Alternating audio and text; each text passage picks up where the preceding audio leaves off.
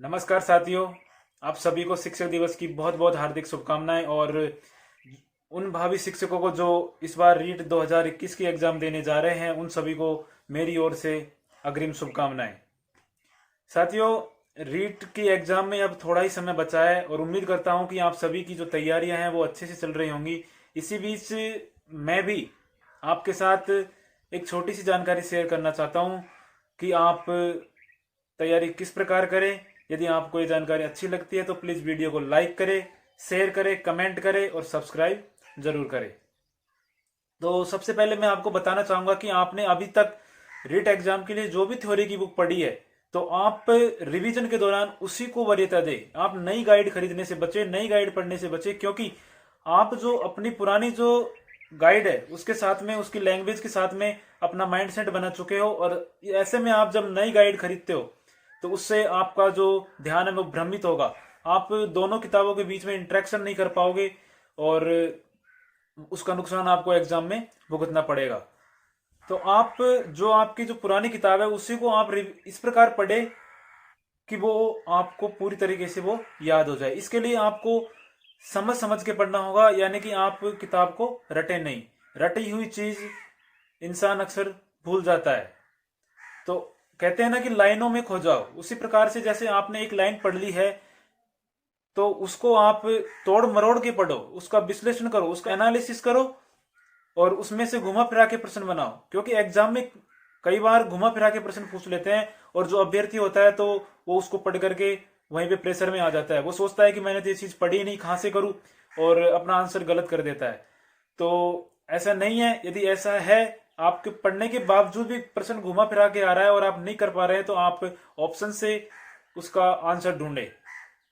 सबसे बड़ी ये बात है कि एग्जाम के दौरान आप टाइम का ध्यान रखें। तो अपना टाइम मैनेजमेंट जो है उसको आप सही करने के लिए जो रीट के पुराने पेपर है उनको हल करें, जो मॉडल टेस्ट पेपर है उनको हल करें एक टाइमिंग के साथ में। इस प्रकार से आपका टाइम मैनेजमेंट भी इम्प्रूव होगा और आप परीक्षा में जो आपका जो पेपर है वो उसे आप पूरा हल कर पाएंगे।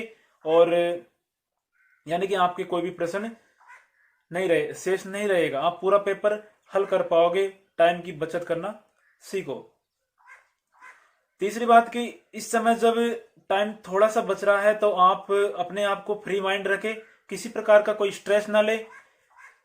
आपके जो घरेलू जो वाद विवाद है या पारिवारिक जो समस्या है उनसे आप थोड़ा दूर ही रहे, क्योंकि अब टाइम भी ज्यादा नहीं बचा है। तो इसमें आप अपने आप को इम्प्रूव करें और तैयारी में अपना 100% दे, तभी जा करके आप अपने एग्जाम में 80% दे पाएंगे।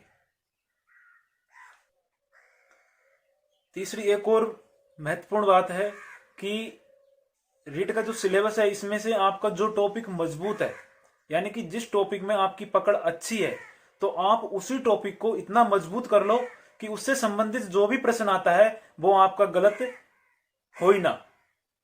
और जो नया टॉपिक है जो आपके अभी तक समझ में नहीं आया है, तो आप उसको पढ़ने से बचे, क्योंकि उसमें आप अपना टाइम वेस्ट करोगे।